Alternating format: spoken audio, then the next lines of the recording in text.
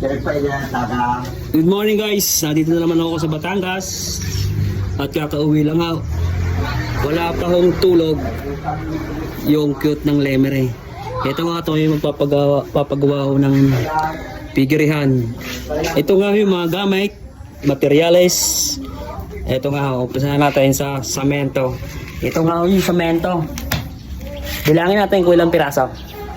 2, 4, 6, 8, 10, 12, 14, 15, 16, 25 supot na semento. At ito yung gagamiting poste.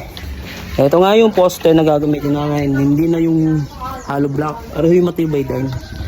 Kasi nga wari, nalaga ng halo. Ang loob. Yan nga ang tatay ka. Ano masasabi niyo to, tay? Ano masasabi niya? Eh, imik naman! Ano masasabi ko pa? Ano daw masasabi ko pa? Papagawa na. Papagawa na daw, ano sabi? Papagawa na? Hmm. Kulang na yung ating kahoy. Kulang. Ikaw yung mas dami yun. Ayun, magpapalagari pa daw yung kahoy na Gemelina at kulang pangahaw. Ito nga ho yung sinatawag kong poste. Yan ang gagamitin poste. Sige, at pupunta tayo dito sa ginagamit pang materials. Ito ang tinatawag na hollow block. Yung hollow block, kaibigan, yan na. Ito ho ay nasa isip ko parang nasa 1,000 piraso. Mahal din po yung hollow block, parang 10 piso ang isa. Ito nga hollow block. Ayan. Ito po nga yung isa pang materials na gamit. Buhangin. Siyempre, pag walang buhangin, hindi magagawa. At tara, pupunta tayo din sa dalawang materials. Yan guys. Ayan ha, yung buhangin. Isang truck ng buhangin. Mahal nga lang yung buhangin ngayon. 2.5 ang isang truck. Ito nga ho yung yero na tinatawag ng yero, pang bubong. At yun ho yung bakal na tinatawag ng bakal. May sukat ho ng bakal 12, tapos 10. At tara, sa baba guys, tayo din sa paggawa ng figurihan. Let's go.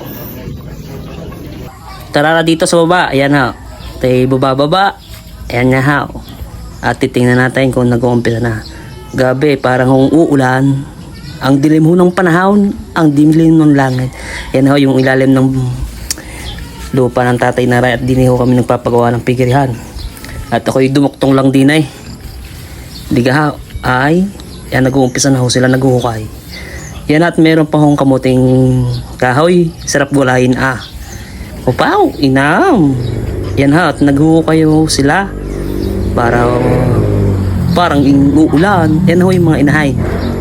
Yan ho. Kasi sipag. At ako itutulong sa mga Ray. Tara, let's go. Pala. Yan ha. Nag-uumpisa na ako magpala. Wala pang tulog yan. Inam.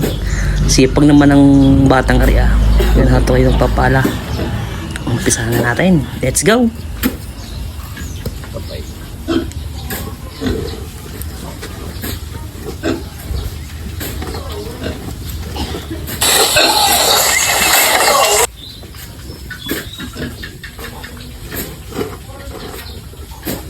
Bibenta pala sa TPG isa? Sabi ka. Bakit? Bugatin ba? Sabi ko nga yun, wala yung pamahahin sa mga ugatin. Kung hindi pinababahan, hindi talaga mga anak yan. Alam mo, Pisces.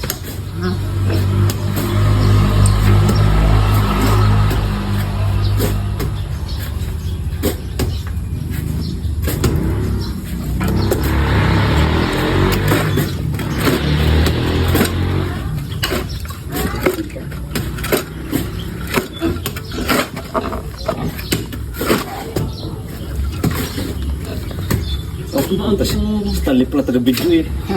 Naka-live pala. Si Stanley pala. Naka-vlog pala. Ay, kita pala nakatulay lang. Parang lulularin mo. Kami si boss. Video ko na. Tawagin na ka mo. Targado na. I-upload mo yata yan ay. Sorry.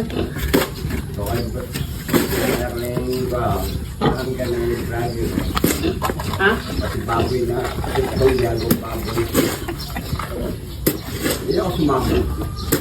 Hindi na pwede sa tumatay. Malapit niya si Kalugaw, boy. Eh? Kalugaw. Dito na ako. Ang lupit. Putang ina. Anong mga ano niya? Ano ko wala. Ang puro sablay ang mga ginagawa. Puro mga Oo. Parang yata sila ko eh. Oo, parang gayaw. Tapos malapit siya. Kalugaw. Pero mas sikat nga yung pogi na Batangas. Ah. Pagbasay marami nag-aaral sa kanya.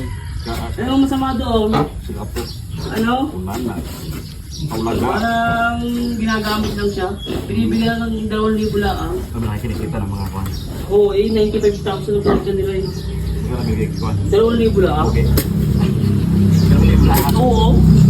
Kaya nga yung namin nagsasabi na lang. Luway siya ulaga. Kumayan po kayo, 8 na ayaw. Hindi, Straight to this. ang gagawa doon. Ayaw mo ikaw. Bitaw. Kasas daw. 3-8. Hindi kaya.